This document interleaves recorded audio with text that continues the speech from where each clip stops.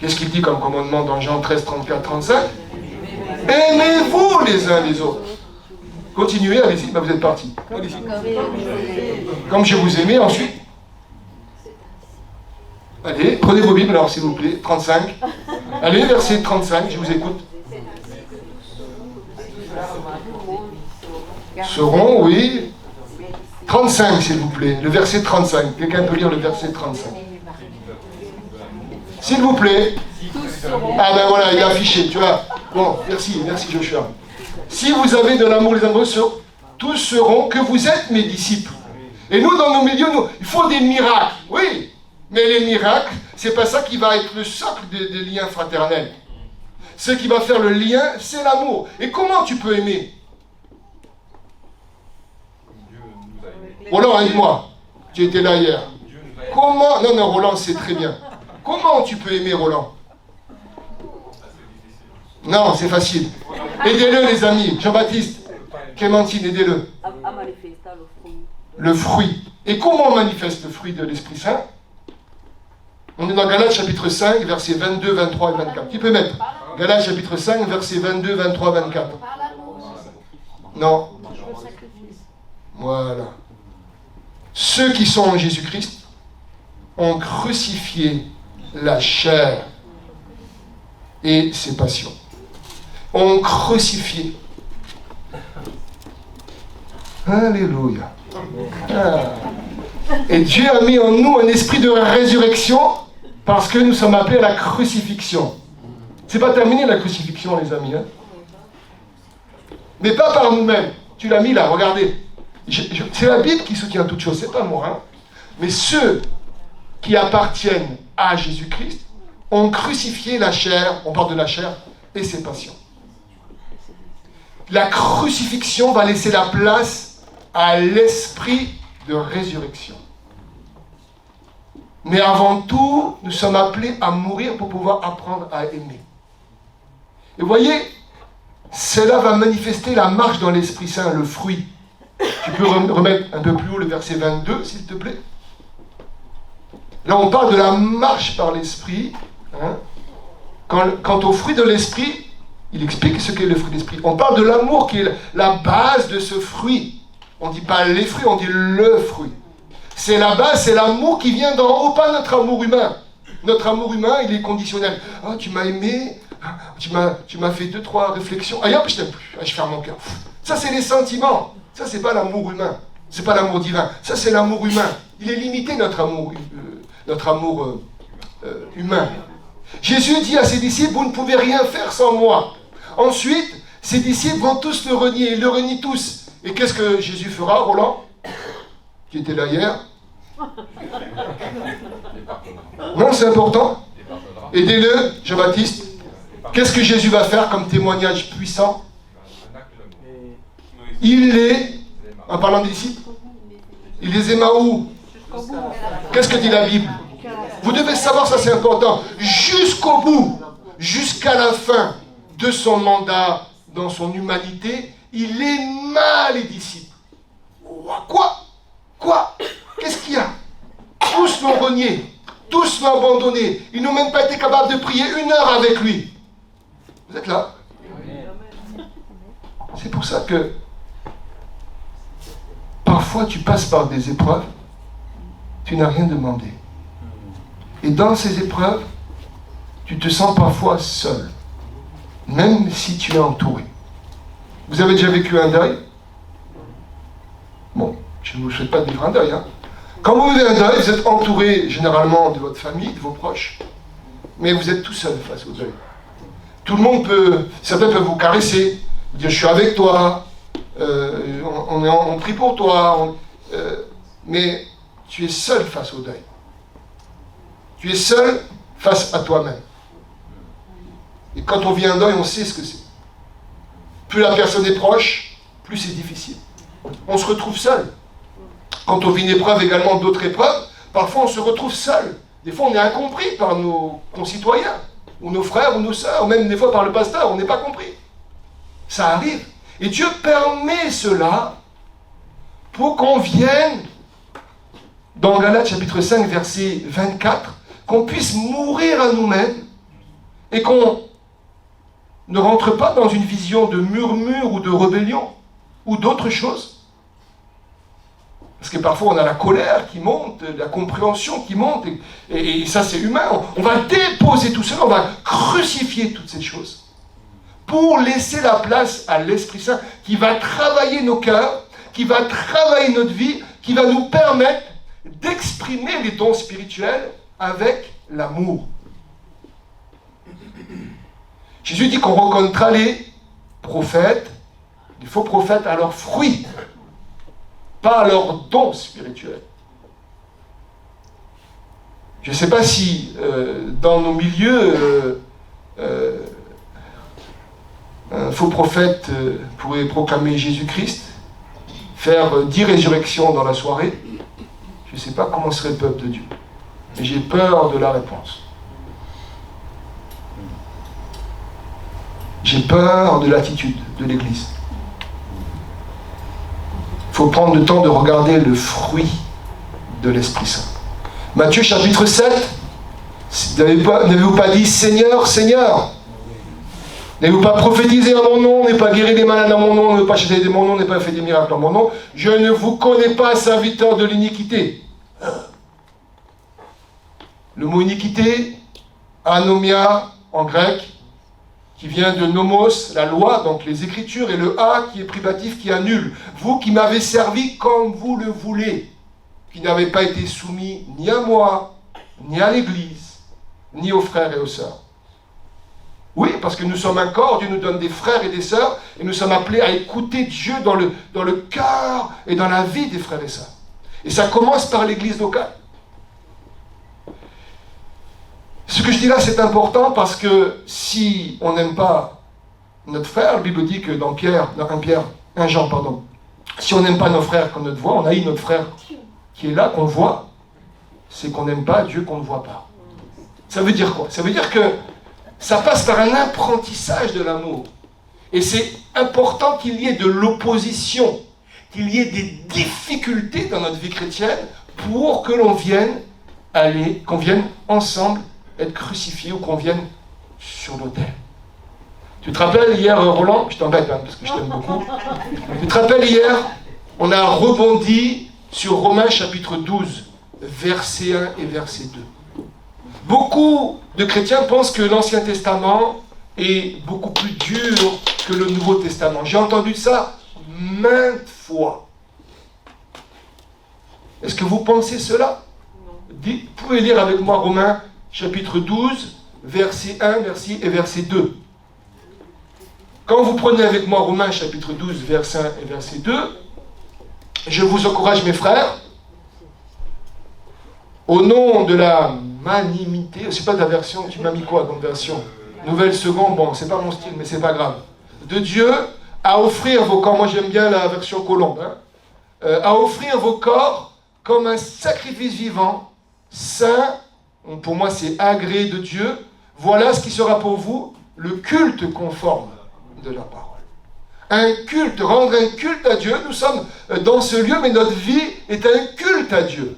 Et pour effectuer ce culte à Dieu, verset 1 s'il te plaît, avant, reviens. Pour offrir ce culte à Dieu, il y a un appel à offrir vos corps. Alors, il n'y a pas simplement la notion de corps, comme un sacrifice vivant. Tous ceux qui ont étudié l'Ancien Testament pourraient nous dire, mais dans l'Ancien Testament, les sacrifices, on les offre morts. On va avant, vider, etc. On les offre morts, les sacrifices. Et dans la Nouvelle Alliance, le sacrifice, c'est terminé, il n'y a plus de sacrifice d'animaux. Jésus s'est offert, l'agneau immolé, s'est offert sur la croix. Mais là, le sacrifice, c'est nous-mêmes, c'est notre cœur. C'est notre vie qui vient se placer sur l'autel. On pourrait mettre un autel ici, une grande table, et je pourrais m'allonger dessus. Je place ma vie sur l'autel et je m'offre vivant. Ah, alors je m'offre vivant. Ça veut dire que j'offre tout. J'offre tout. Es-tu riche? Gloire à Dieu. Es-tu pauvre? Gloire à Dieu. Es-tu en pleine santé? Gloire à Dieu. Es-tu malade? gloire à Dieu. Tu viens, tu offres tout à Dieu. Tu as des projets, gloire à Dieu. Tu effectues des études, gloire à Dieu. Tu es amoureux, tu es fiancé, gloire à Dieu. Tu es marié, tu as des enfants, des petits-enfants. Tu déposes tout. Tu viens tout offrir. Ta carrière. Et là, tu dis à Dieu, je t'offre tout. Et tu lui dis, parce que c'est chaque jour qu'on est appelé à prendre notre croix. Là, on est dans la croix, hein, on est sur la croix. Celui qui veut me suivre prend sa croix chaque jour. Pas chaque dimanche matin.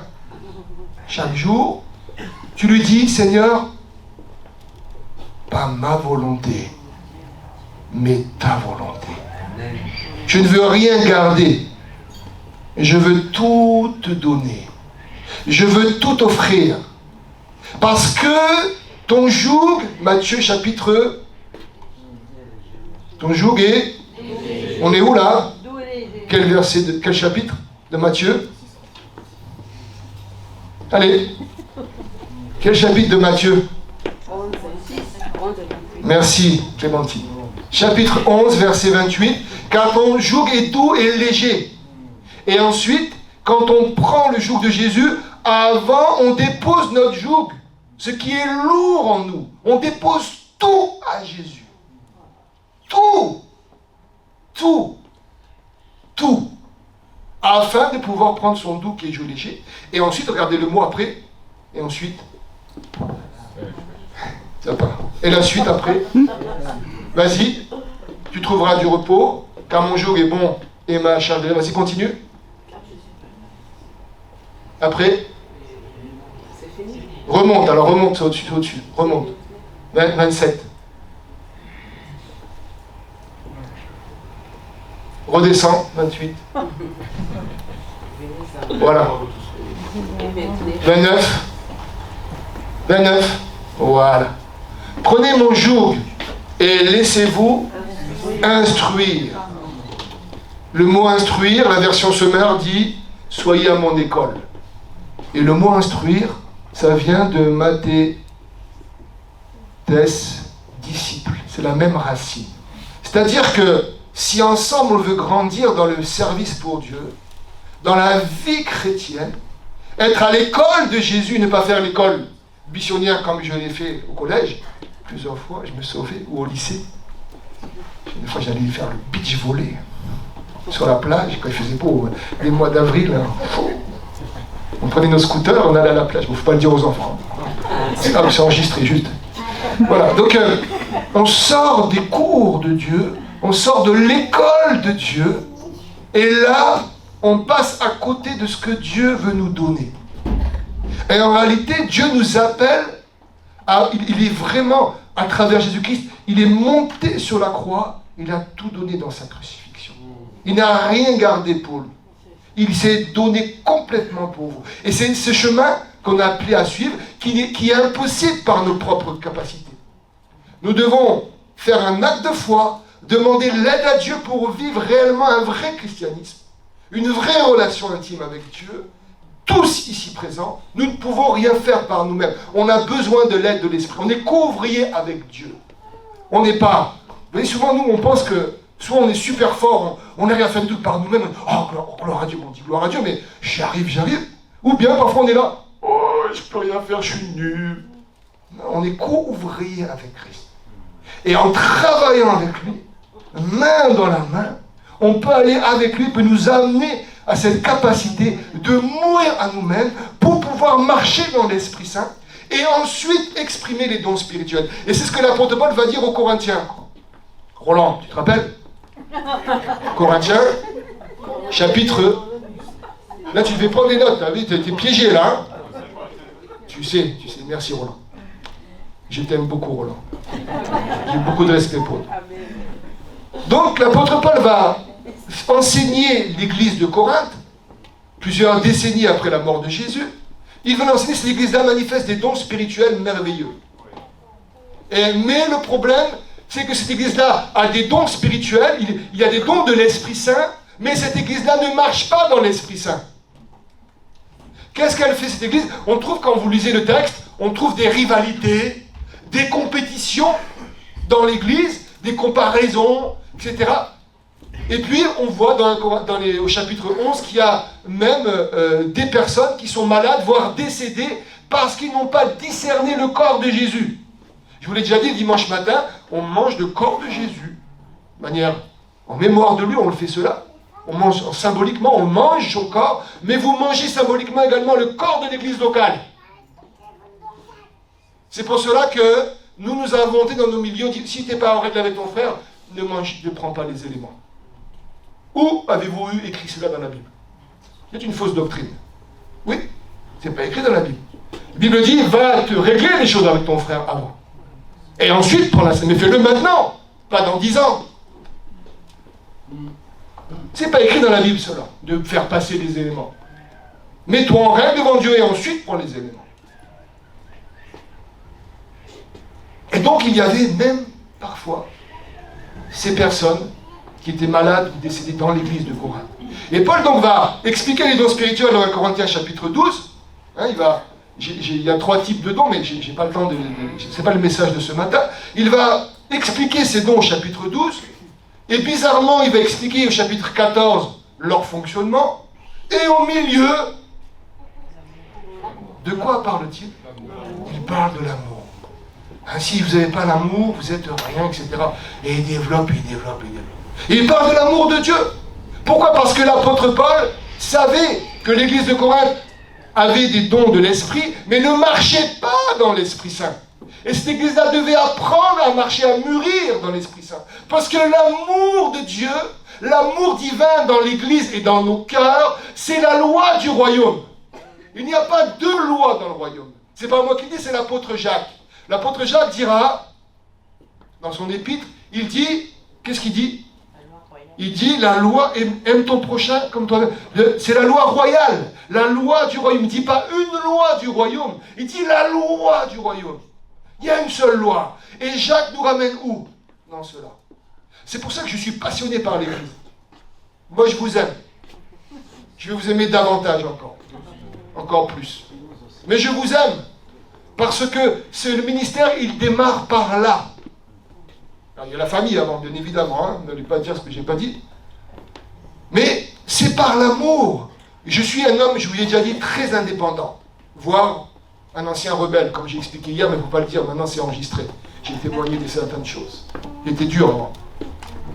Je suis un homme indépendant. Si la Bible ne me disait pas de prendre soin de l'église, je serais sur une île au bord de la mer, avec ma femme et mes épouses, bon, une île sans moustiques pour mon épouse, avec un peu de vent pour qu'elle n'ait pas trop chaud, et on serait là tranquillement avec notre famille. Mais la Bible me dit sans arrêt de prendre soin de l'église. Je ne parle pas du ministère pastoral, hein. De prendre soin de l'église de Jésus, de prendre... Quand l'apôtre Pierre va renier Jésus, les paroles de Jésus sont impressionnantes. Il lui dit, quand tu seras revenu à toi... Vas-y. Paix mes brebis. C'est vraiment... Quand tu seras revenu à toi, allez, arrête de perdre du temps. Tu es mort en toi-même, ok. Tu as fait des erreurs, ok. Tu m'as rendu trop... C'est bon, maintenant stop. Je t'ai fait grâce. Maintenant avance. Et prends soin de mes brebis.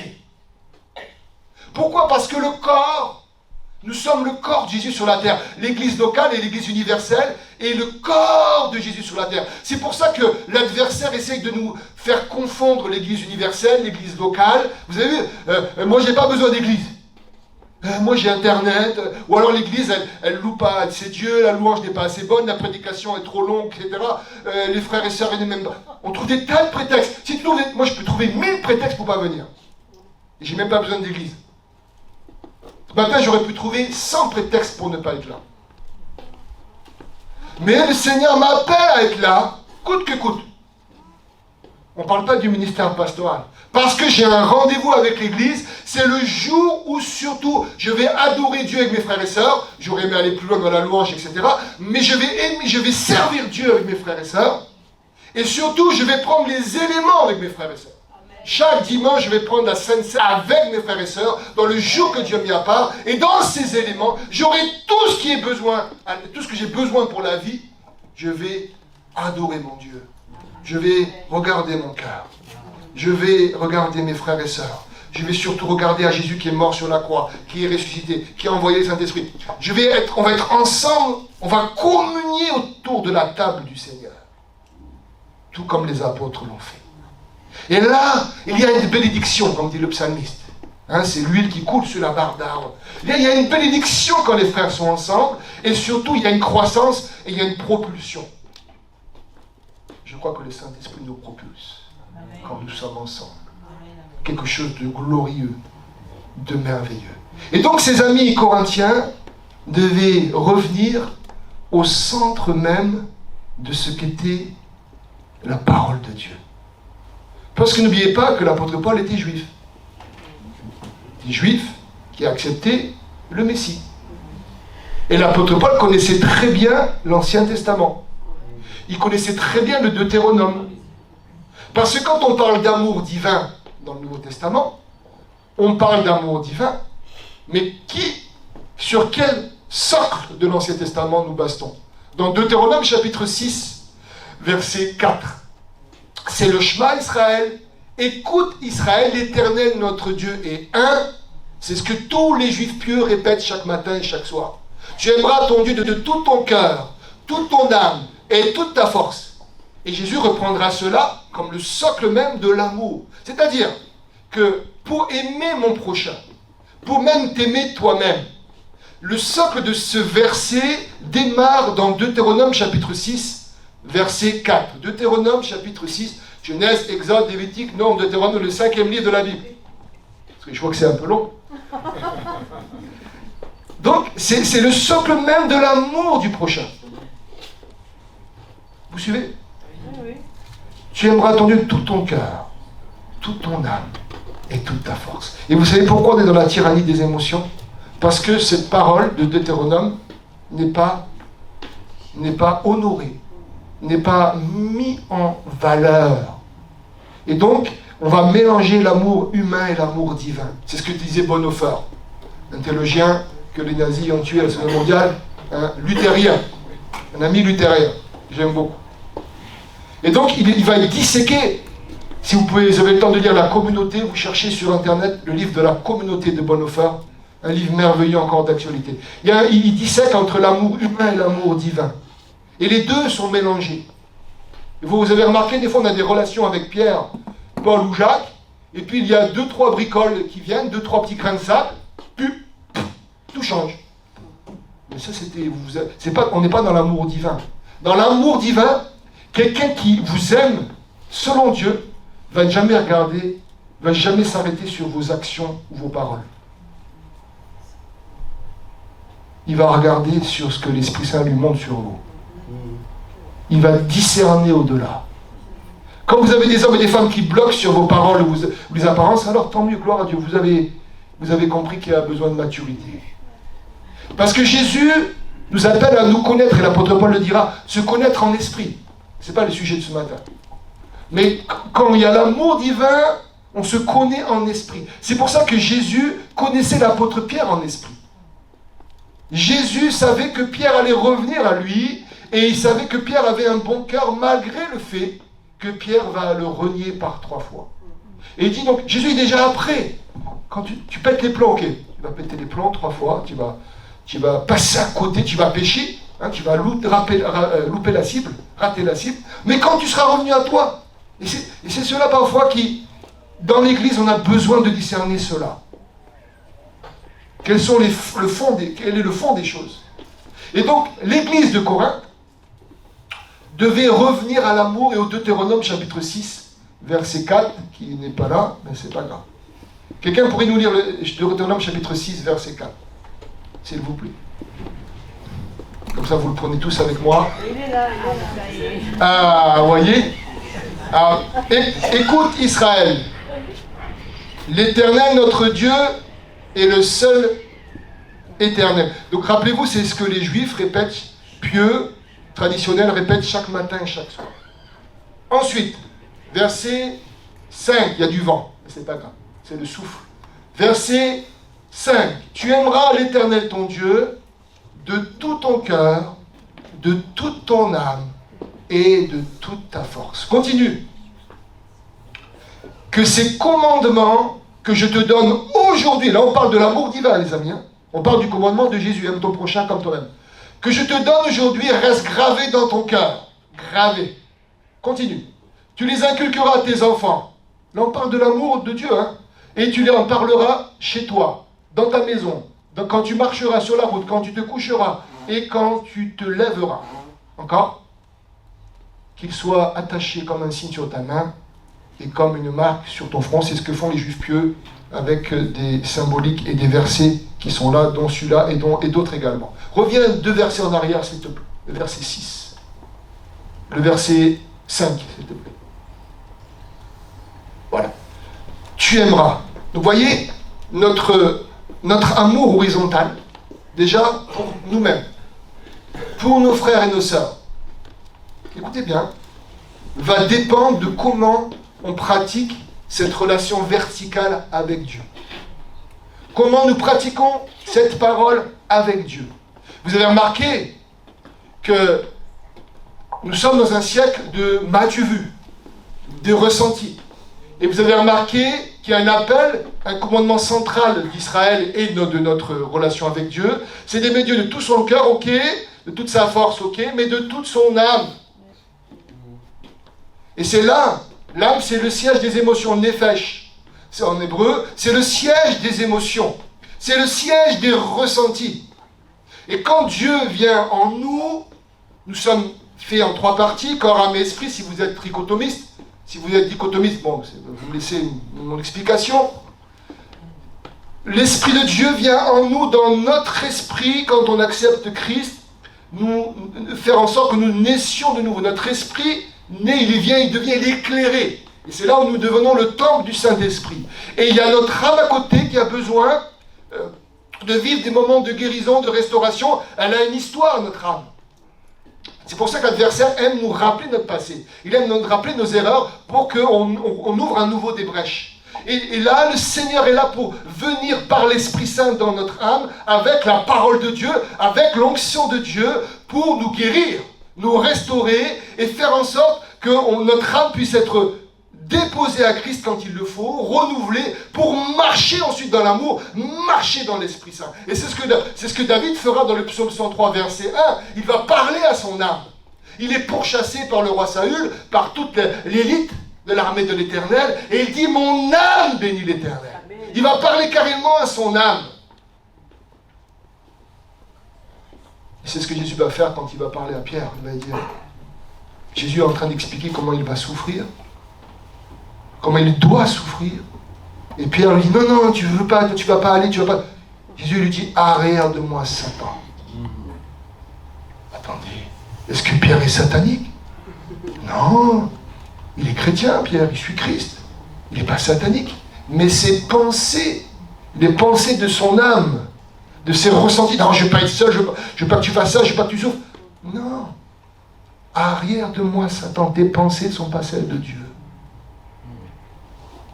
C'est quand la dernière fois on a dit à nos pensées derrière de moi, Satan.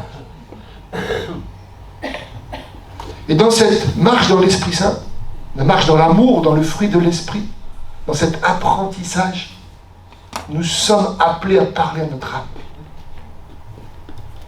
L'Église est appelée à discerner. Et pour discerner, elle doit marcher par l'Esprit. Elle est appelée à laisser son âme en Christ. Vous avez remarqué quand Jésus vient, il commence son ministère, il ne dit pas « je vais faire des miracles et des prodiges ». Il dit « l'onction du Seigneur est sur moi pour guérir les cœurs brisés ». Il parle de l'intérieur du corps. Il ne parle pas du corps, il parle de ce qui est à l'intérieur du corps. Bien sûr, après, il y a des miracles physiques aussi. Mais gloire à Dieu, il en faut. Merci Seigneur, j'en ai déjà vu beaucoup. Mais Dieu est intéressé.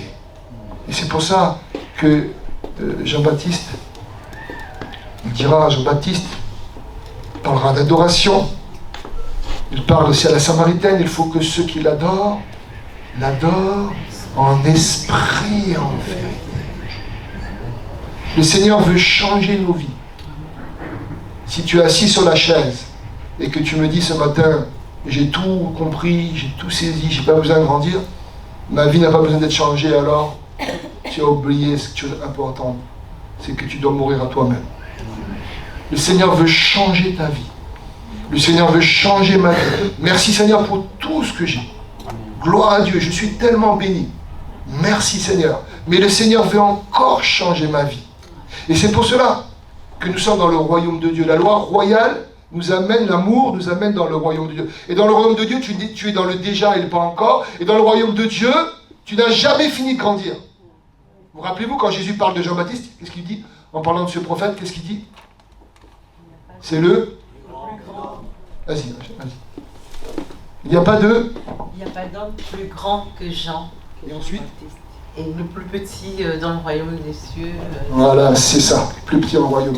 Ça veut dire quoi? Ça veut dire que Jean-Baptiste était grand, mais en réalité, avec notre vision du royaume de Dieu, cherchez d'abord le royaume des cieux et sa justice et tout vous sera donné. Nous sommes dans la recherche continue, c'est-à-dire même quand on excelle quelque part, on est appelé à l'humilité. Parce qu'on est tout petit face au royaume de Dieu. Et donc quand on a compris quelque chose d'un domaine, Dieu travaille un autre. Et tout s'emboîte. C'est ça la vie chrétienne, on n'a jamais fini. Alors que la théologie pourrait te dire, tu es sauvé, c'est bon. Reste tranquille, va le dimanche matin, donne tes offrandes ou ta dîme si tu donnes ta dîme, et puis fais tes BA, et c'est l'essentiel. Tu es sauvé maintenant. Non! La Bible ne dit pas ça. Elle dit, pour moi, le commandement central, je reviens à Jésus, aime ton prochain, aimez-vous les uns les autres. Comment les gens prient pour le réveil? Mais si tu pries pour le réveil et que l'Église n'est pas prête à accueillir, c'est pour ça que je ne prie pas pour le réveil. Hein. Quand les gens vont faire des réunions pour prier pour le réveil, je n'y vais pas. Et quand quelqu'un prie pour le réveil, je dis pas Amen au réveil. Je dis Amen pour cela, mais avant cela, Dieu veut réformer les gens. Dieu veut réformer, l'Église.